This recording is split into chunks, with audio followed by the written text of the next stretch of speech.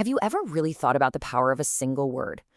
A label, something like troublemaker, that gets attached to someone and just sticks.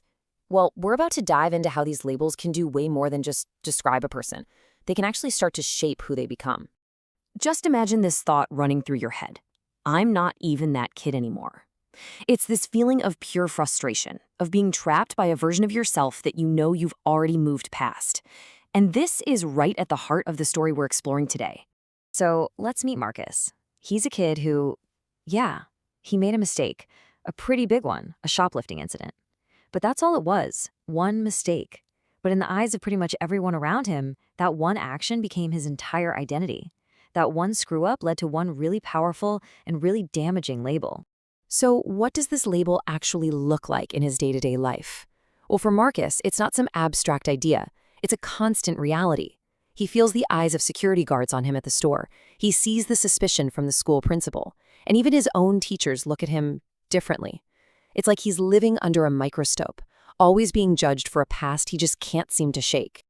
This feeling of being watched, of being defined by other people, it's just this constant nagging thing for him. But then, one day in his sociology class, it all clicks into place. A lesson suddenly becomes incredibly personal, and it gives him a name for everything he's been going through. And boom, this is his aha moment. It's called labeling theory, and the idea here is, it's kind of mind-blowing actually. It says that it's not what you do that matters most, it's how society reacts to what you do. So for Marcus, shoplifting wasn't the main event. No, the main event was everyone else deciding he was now and forever a troublemaker. So where does an idea like this even come from? Well, labeling theory is part of this bigger field called social interactionism. The core idea is actually pretty simple. We build our sense of self, our identity, through all of our little interactions with other people, day in and day out.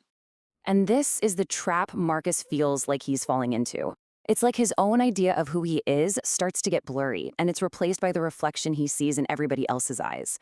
It almost doesn't matter who he thinks he is anymore. He's becoming the label they gave him. Now, this isn't just frustrating. It's actually a dangerous place to be. Because when a negative label like that sticks, it can literally push a person down a path they never would have taken. It puts them at a really critical crossroads. Okay, so this brings us to a super important distinction. First, you have what's called primary deviance. Think of this as the initial act, Marcus shoplifting. It's a mistake, sure, but it doesn't have to define him. But then there's secondary deviance, and this is what can happen next. This is when someone starts committing more offenses, specifically because they've started to believe that negative label. They're basically living up to their bad reputation.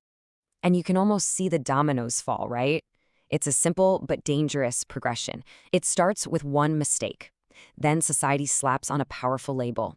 The person hears it enough that they start to believe it, they internalize it, and finally you get this self-fulfilling prophecy where they start acting out the part. They become the label.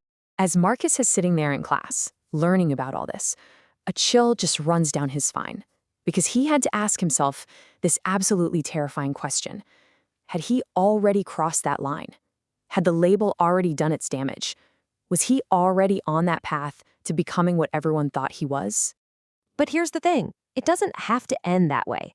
Just as the theory explained the problem, it also offered a glimmer of hope. It showed there was another path forward, a way to break the cycle. And that alternative is a concept called reintegrative shaming. It's a mouthful, I know, but the idea is actually pretty amazing. It's where you can hold someone accountable for what they did, you shame the action, not the person, but you do it in a way that welcomes them back into the community. The whole goal is to separate the deed from the doer, to make it clear that they're still one of us. Marcus's teacher put it perfectly. It's a reminder that we all have a choice in how we react to someone's mistake. We can brand them for life, or we can offer a way back. That second chance, it isn't just about being nice. It's a vital tool for stopping that slide into becoming the label. For Marcus, hearing this was, it was everything.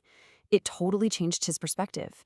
He realized the story of his life wasn't set in stone. It felt like other people had been writing the chapters for him, but this new idea gave him back a sense of control. For the first time in a long, long time, it felt like the pen was finally back in his own hand. And that leaves us with one last big question, a question for all of us. Labels are everywhere. The ones people give us, the ones we give ourselves.